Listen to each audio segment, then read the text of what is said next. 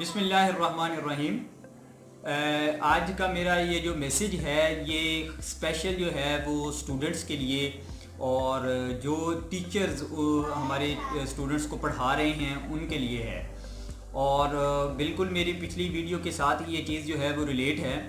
और हम बात कर रहे हैं इस वक्त जो है वो स्टूडेंट्स किन सब्जेक्ट को सिलेक्ट करें। तो मेरी बात सबसे पहले ये थी कि बच्चे जो हैं वो कंप्यूटर साइंस फील्ड के अंदर अपने आप को लेकर आएँ, क्योंकि इसके लिए बहुत ज़्यादा जो है वो चांसेस अवेलेबल हैं।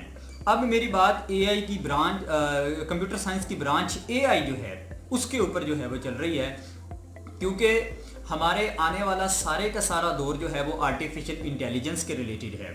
हमारी जितनी भी बातें होंगी वो आर्टिफिशियल इंटेलिजेंस के रिलेटेड होंगी। लिहाजा हमारे बच्चों को कंप्यूटर साइंस का सब्जेक्ट सिलेक्ट करना चाहिए और फिर उनको जो है वो एआई की ब्रांच जो है वो सिलेक्ट करनी चाहिए। तमाम की तमाम कमिंग जॉब्स जो हैं वो एआई के रिलेटेड ही हमेशा होंगी और इसी से ही सारा काम जो है वो आगे का चलने वाला है।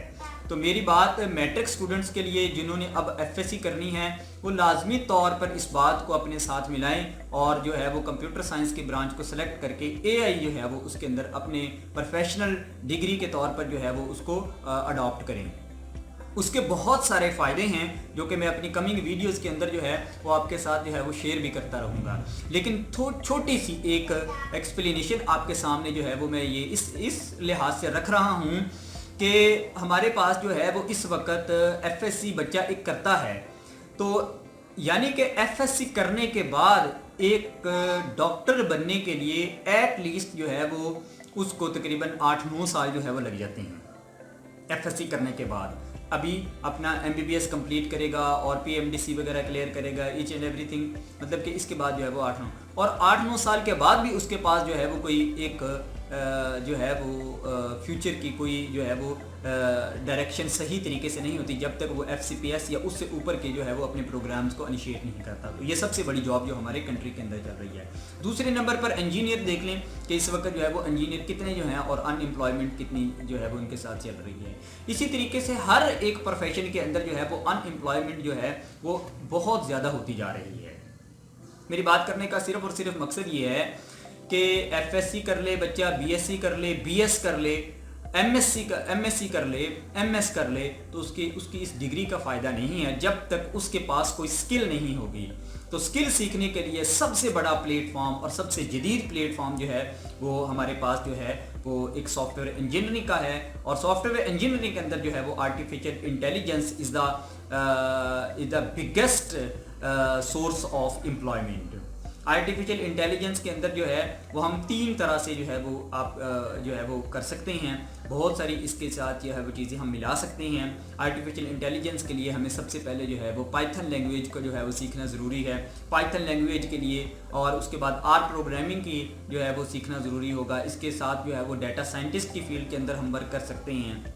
यानी कि मैं मेन एआई की बड़ी ब्रांचेस उनके बारे में बता रहा हूँ और इसकी सब ब्रांचेस तो बहुत ज़्यादा होंगी जो कि लेकिन ये एक ऐसी 3 ब्रांचेज हैं जिनका फ्यूचर के अंदर जो है वो बहुत ज़्यादा जॉब्स अवेलेबल हैं। तो मेरे तमाम बच्चों से ये एक ज़ोरदार किस्म की अपील है कि बेटा एफएससी जो है वो इस वक्त जो है वो डिग्री की कोई वैल्यू नहीं रहेगी, बीएससी डिग्री की कोई वैल्यू नहीं रहेगी, एमएस डिग्री की कोई वैल्यू नहीं रहेगी।